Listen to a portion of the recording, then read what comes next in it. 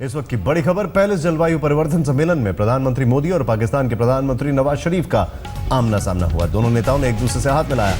इसके बाद दोनों एक ही सोफे पर बैठकर बातचीत करते हुए नजर आए। 2 दिन के इस सम्मेलन के दौरान दोनों नेताओं के मिलने की उम्मीद जताई जा रही थी। हाल ही में नवाज शरीफ ने भारत के साथ बिना शर्त बातचीत का ऐलान भी किया था। तस्वीरें आपके सामने, किस तरीके से दोनों नेता मिलते हैं, आमना सामना होता है, हाथ मिलाते हैं और उसके बाद एक ही सोफे पर बैठकर बातचीत होती है।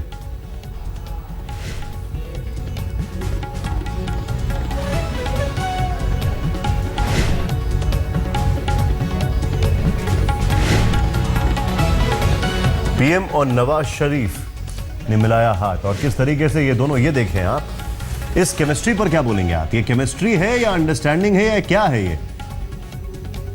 स्मिता शर्मा हमारे साथ है। स्मिता, ये बड़ा नजदीकी मामला लग रहा है।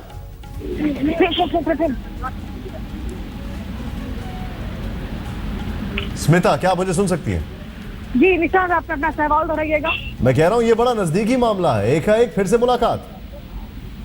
देखिए, ये लगातार जो है दबाव दोनों नेताओं पर बना हुआ है, खास करके अंतर्राष्ट्रीय स्तर पर, अमेरिका हो, ब्रिटेन हो या फिर खुद संयुक्त राष्ट्र हो, जहां बार बार पाकिस्तान अपनी शिकायतों का एक तरीके से पुलिंदा लेकर पहुंच रहा है कि भारत हमसे बातचीत नहीं कर रहा है, कश्मीर मसले पर बातचीत होनी चाहिए। तो संयुक्त राष्ट्र महासभा के दौरान सितंबर में दोनों नेता एक जगह के न्यूयॉर्क में थे, लेकिन कोई मुलाकात नहीं हुई थी। अब एक विंडो ऑफ अपॉर्चुनिटी ढूंढने की जरूर कोशिश हो रही है कि आखिर किस तरीके से बातचीत के मेज पर लौटा जाए। तो अब जब पेरिस में, क्योंकि वहां पर अभी अभी इतने आतंकी हमले हुए, आतंकवाद भी एक केंद्रीय मुद्दा जरूर है, जब ये सारे विश्व भर के बड़े नेता क्लाइमेट चेंज के मसले पर बात कर रहे हैं, तो भारत पाकिस्तान के लिए आवश्यक हो जाता है ये दिखते हुए, एक संदेशा भेजते हुए कि कम से कम उनकी ओर से कोशिश होगी कि आतंकवाद के मसले के साथ मिलकर निपटा जा सके।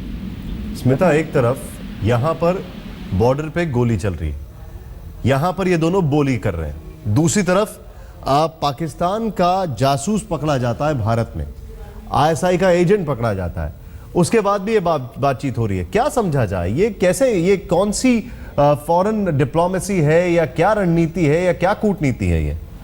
देखिए, ये वो कूटनीति है जिस पर शायद इस वक्त घरेलू राजनीति का साया थोड़ा सा कम है, क्योंकि बिहार में चुनाव हो चुके हैं और आने वाले कुछ महीनों तक कम से कम चुनाव नहीं होंगे। तो आमतौर पर जब सवाल पाकिस्तान का होता है तो भारत की विदेश नीति में घरेलू राजनीति जो है बहुत अहम बनकर खड़ा हो जाता है। और इसीलिए शायद भारत के हुक्मरानों को भी इस वक्त लग रहा हो कि कम से कम एक जब तक दूसरे चुनाव ना आ जाए तब तक एक बार फिर से कोशिश की जा सकती है। नरेंद्र मोदी को हमने देखा है कि कई पिछले अवसरों पर जो है उन्होंने फोन उठाकर बातचीत की है नवाज शरीफ से, जब वहां पर बाढ़ आए या फिर जब पेशावर में पिछले दिसंबर में भी जब आतंकी हमले में कितने बच्चों को गोलियों से भून दिया था तालिबान ने। तो लेकिन अब देखिए, ये पुल साइड जरूर है, ये लगभग भारतीय समय 3:30 बजे के आसपास जो है ये शुरू हुई थी, कुछ देर तक चली ये पुल साइड, जिसमें दोनों नेता एक दूसरे के साथ काफी गुफ्तगू करते हुए नजर आ रहे हैं उन तस्वीरों में।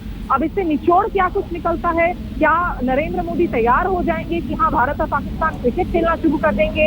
एक तीसरे वेन्यू में इसकी संभावना बहुत कम नजर आती है, क्योंकि क्रिकेट का मसला लोगों को जोड़ता भी है तो लोगों को तोड़ता भी है। दोनों मुल्कों में एक बहुत ज्यादा इमोशनल मुद्दा भी है। और अब जबकि आप एक तरफ जासूसी के नेटवर्क की भी बात कर रहे हैं पाकिस्तान पर, आपके सूत्रों के हवाले से, दिल्ली पुलिस के हवाले से तोहमत लगाई जा रही है, हो सकता है पाकिस्तान भी जो है वापस लौटकर आप, क्योंकि ये रिटेलिएशन हमेशा देखने को मिलता है, टिट फॉर टैट नजर आता है भारत और पाकिस्तान के बीच में, हो सकता है वो भी जल्दी आपको कुछ रिपोर्ट्स नजर आए जहां बताएंगे कि कैसे इस्लामाबाद में भारतीय उच्चायोग के कुछ अधिकारी भी जासूसी के नेटवर्क में जो है स्कैनर में है। तो ये देखना होगा कि आखिर निचोड़ क्या निकलता है इस पुल साइड का। निशान, स्मिता, एक मैं आपसे सवाल पूछूंगा, उससे पहले कांग्रेस के आरपीएन सिंह इस वक्त हमारे साथ हैं।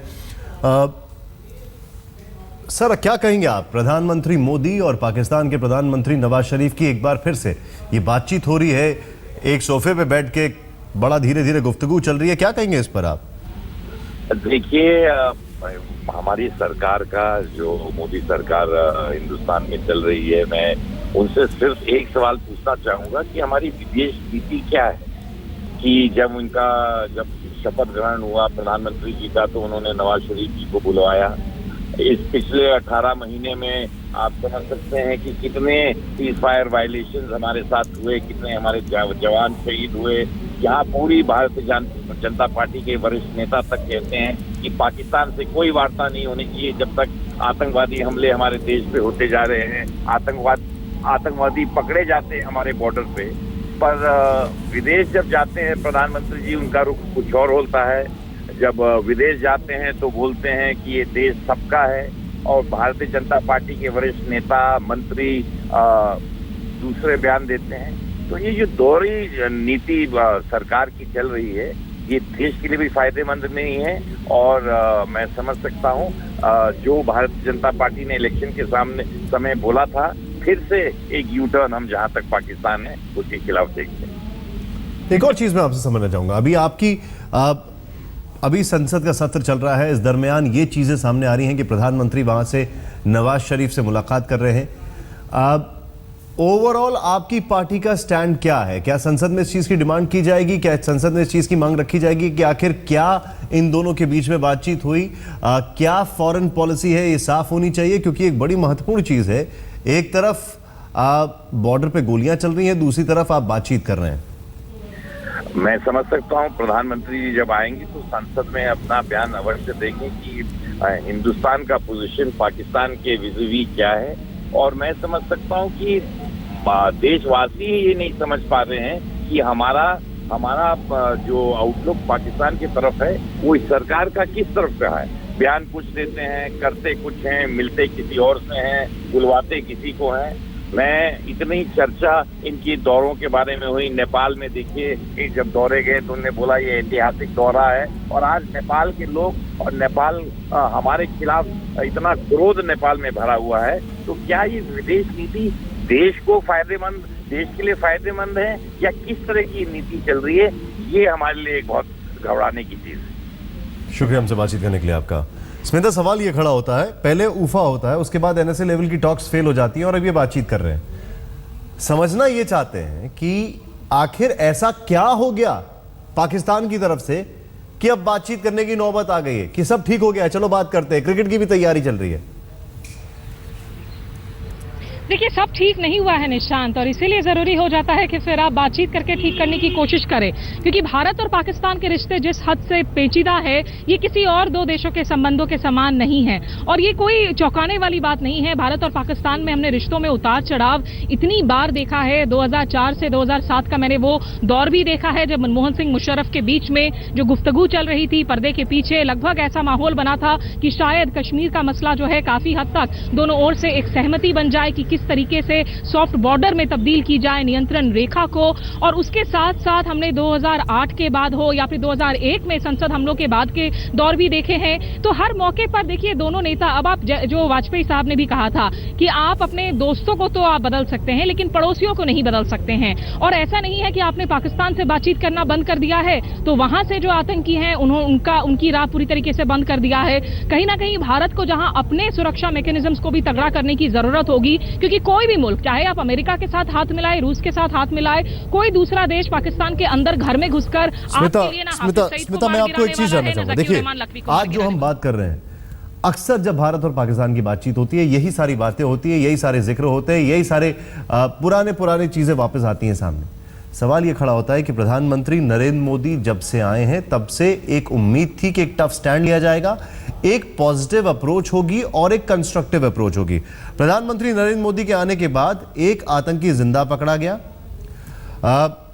बकायदा कश्मीर से, उसके बाद अभी आईएसआई के 2 एजेंट्स पकड़े गए। पाकिस्तान से कई चीजें डिमांड की गई कि पाकिस्तान को यह करना होगा, यह कर दिखाना होगा। सवाल खड़ा यह होता है कि पाकिस्तान ने कुछ किया नहीं है, सबूत हमारे पास आते जा रहे हैं, फिर भी हम उनसे बातचीत के लिए आगे बढ़ रहे हैं। ये कौन सी फॉरेन पॉलिसी है जिसमें बार बार स्टैंड्स चेंज हो रहे हैं? देखिए निशांत, ये जो उम्मीद है कि नरेंद्र मोदी के आने के बाद एक टफ नीति अपना ली जाएगी पाकिस्तान पर, ये उम्मीद आखिर किसने जताई थी? ये उम्मीद जगाई थी खुद बीजेपी ने जब वो विपक्ष में थे, जब वो इलेक्शन कैंपेन कर रहे थे। लेकिन आप विपक्ष में रहकर तमाम जो दावे करते हैं, काफी बार जब आप सरकार में आते हैं तो वो बदल जाते हैं, और यही हुआ है इस सरकार के साथ में भी। ये कह देना आसान है कि हम उनसे बात करेंगे ही नहीं। जब आप अमेरिका के साथ इसी COP21 में पेरिस में नरेंद्र मोदी, याद हो, बराक ओबामा के साथ भी जो है मुलाकात करने वाले हैं साइड में, आपकी रूस के साथ मुलाकात हो रही है, शी जिनपिंग चीन के नेता के साथ मुलाकात होती है, और चीन और पाकिस्तान के रिश्तों के बारे में भी हर किसी को पता है। अफगानिस्तान में लगातार अमेरिका अपने हाथ वहां से खींचना चाह रहा है, लेकिन खींच नहीं पा रहा है, और जब तक वहां से हाथ नहीं खींच पा रहा है तो आईसिस के खिलाफ जो लड़ाई है, खास करके मध्य पूर्व, मध्य एशिया में, भारत मिलिटरीली इन तमाम क्षेत्रों में कहीं भी इन्वॉल्व नहीं है, लेकिन भारत और पाकिस्तान कम से कम बात करें, ये दबाव निश्चित रूप से अंतर्राष्ट्रीय स्तर पर बना हुआ है। और जो सबसे अहम बात है, चूंकि अभी अभी बिहार विधानसभा चुनाव हो चुके हैं, अगला विधानसभा चुनाव होने में अभी कुछ वक्त है, तो ये एक विंडो ऑफ अपॉर्चुनिटी खड़ा कर देता है। नरेंद्र मोदी भी चाहेंगे कि एक उनकी छवि विजनरी की भी बने कि भाई हमने कोशिश तो की थी रिश्तों को संवारने की, और अगर आप बातचीत नहीं करते हैं नवाज शरीफ से,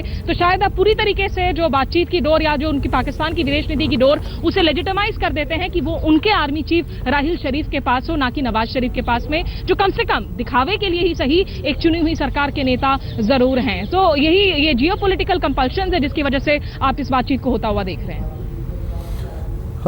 स्मिता, हमारे साथ एक और गेस्ट जुड़ चुके हैं, मेजर जनरल सतबीर सिंह इस वक्त हमारे साथ हैं, उनसे हम बातचीत करते हैं। लेकिन जुलाई में उफा, अगस्त में एनएसए लेवल की टॉक्स कैंसिल, और नवंबर के आखिर में, बस दिसंबर शुरू होने ही वाला है, नवंबर के आखिर में हम देख रहे हैं कि ये बैठ के एक दूसरे से फ्रांस में बातचीत कर रहे हैं।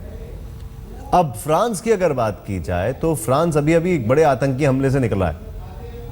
ये जो बातचीत हो रही है, ये एक अलग दिशा में बातचीत हो रही है, जो पूरा फ्रांस में जिसके लिए अलग अलग नेता मिल रहे हैं वो एक अलग पर्पस है। लेकिन मेजर जनरल सतबीर सिंह इस वक्त हमारे साथ है। जनरल साहब, क्या कहेंगे आप? एक बार फिर से बातचीत, ये कुछ समझ में नहीं आ रहा है। बड़ी ब्लिंक करने वाली ये पॉलिसी है कि कभी आप उफा में टॉक्स बातचीत करते हैं, फिर अगस्त में, जुलाई में आप बातचीत करते हैं, अगस्त में आप टॉक्स कैंसिल करते हैं, और नवंबर में फिर से मिल रहे हैं। ये क्या मामला है, क्या बताना चाह रहे हैं? हाँ, देखिए, एक सैनिक होने के नाते और दूसरा एक डिफेंस एनालिस्ट होने के नाते मैं ये कहूंगा कि भारत सरकार की जो हमारी सुरक्षा की नीति है उसमें तब्दीली आने की जरूरत है। कोई किसी को पहली बार चपेट मारे तो उसकी गलती है, लेकिन अगर दूसरी बार चपेट लगती है तो गलती हमारी होगी। हमको बार बार पाकिस्तान चपेट मार रहा है और हम किसी वजह से, पता नहीं क्यों, अपनी सुरक्षा नीति को मजबूत नहीं कर रहे हैं। सैनिकों का मनोबल गिर जाएगा अगर सरकार उनको सख्त नीति अपनाने से रोके। अभी ये क्यों हो रहा है? या तो जम्मू कश्मीर में जो अभी सरकारें बनी है, हम ढूंढ रहे हैं पीस कहां से? जब तक उसका मूल बदली नहीं होगा तब तक पाकिस्तान हिंदुस्तान के अगेंस्ट हेट्रेड और हिंदुस्तान के against terrorism, war by low cost करता रहेगा। ये कोई भी डिस्कशन करेगा इसी रिजल्ट पे पहुंचेंगे। एक विशेषज्ञ होने के कारण मैं ये दावे से कह सकता हूं कि हिंदुस्तान को अपनी डिफेंस पॉलिसी को जल्दी से जल्दी पाकिस्तान के बरखिलाफ बहुत चेंजेस लाने की जरूरत है, तभी हम पाकिस्तान को सही जवाब दे सकते हैं।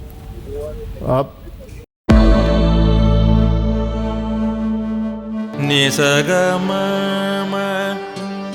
मनी पमग